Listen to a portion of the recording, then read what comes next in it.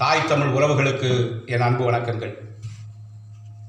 இந்திய தலைமை தேர்தல் ஆணையர் மார்ச் 15 அன்று தேர்தல் அட்டணையை வெளியிட்டிருக்கிறார்.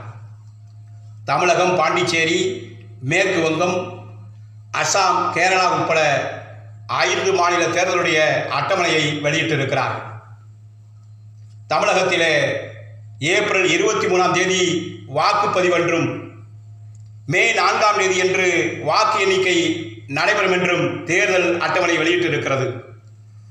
அரசியல் கட்சிகள் இன்றைக்கு மும்முரமாக தங்கள் கூட்டணியை இறுதி செய்ய முனைப்பு காட்டிக் கொண்டிருக்கிறார்கள். ஆளும் திராவிட முன்னேற்ற கழகம் இங்கே தொகுதி பங்கீட்டிலே முட்டல் மோதல்களோடு விடுதலை சிறுத்தைகள் அங்கே மோதிக்கொண்டிருக்கிறது. கம்யூனிஸ்டுகளும் தமிழக வாழ்வுரிமை கட்சியும் இன்றைக்கு போர்க்குரல் உயர்த்திக் கொண்டிருக்கிறார்கள்.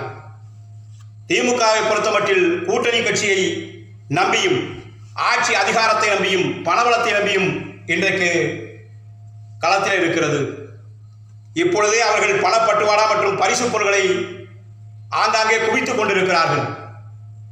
சரித்திர பதிவேடு குற்றவாளிகளை தேர்தல் களத்திலே, பூத்துகளிலே, அந்த பகுதியிலே வாக்காளர் பெருமக்களை மிரட்டி கள்ள ஓட்டுகளை போடுவதற்கு தயாராக இருக்கிறார்கள்.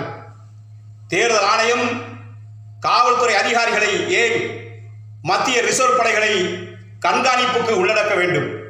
ஆனால் இன்றைய காலகட்டத்திலே விடியாத ஆட்சியாளர்கள் கடைசியிலே இந்த 6 மாத காலத்திலே மாநாடுகளை நடத்தி, விழாக்களை நடத்தி, அதைவிட மேலாக திரைப்பட நடிகர்கள் மற்றும் நடிகைகளை கொண்டு வந்து ஒரு விளம்பரத்தை அரங்கேற்றிக் கொண்டிருக்கிறார்கள். இந்த ஆட்சியை பற்றி புகழ்வதற்காக, இந்த ஆட்சியிலே ஏதோ பெரிய திட்டங்களை கொண்டு வந்ததைப் போல, நல்லாட்சி நடத்தியதைப் போல, மக்களுக்கு நன்மைகள் செய்ததைப் போல ஒரு மாய பிம்பத்தை ஏற்படுத்துகின்ற விதமாக ஆட்சியாளர்கள் திட்டமிட்டு காய்களை நகர்த்தி கொண்டிருக்கிறார்கள்.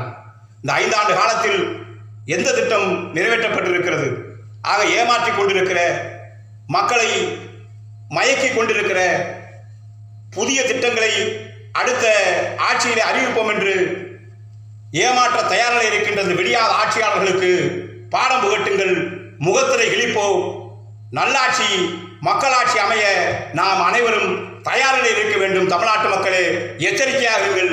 நன்றி, வணக்கம்.